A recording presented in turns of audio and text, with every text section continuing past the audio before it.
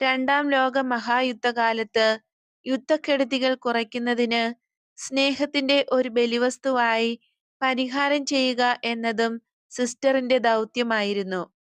ഈ കാലയളവിൽ വർദ്ധിച്ചിരിക്കുന്ന പ്രതിസന്ധികൾക്കും തകർച്ചകൾക്കും അസ്വസ്ഥതകൾക്കും ദുരവസ്ഥകൾക്കും കാരണം പരിശുദ്ധ മാതാവിൽ നിന്നും വിശ്വാസികൾ അകന്നു പോയിരിക്കുന്നു എന്നതാണ്. എഫേസോസ് 1:3 പ്രകാരം സ്വർഗീയമായ എല്ലാ ആത്മീയ വരങ്ങളാലും ക്രിസ്തുവിൽ ദൈവം നമ്മെ അനുഗ്രഹിച്ചിട്ടുണ്ട്. എന്നാൽ ഈ ആത്മീയ വരങ്ങൾ പരിശുദ്ധ മറിയത്തിലാണ് സ്ഥിതി ചെയ്യുന്നതെന്ന് വിശുദ്ധ ജോൺ പോൾ രണ്ടാമൻ രക്ഷകന്റെ അമ്മ എന്ന തന്റെ ചാക്രിക ലേഖനത്തിൽ വ്യക്തമാക്കിയിരിക്കുന്നു.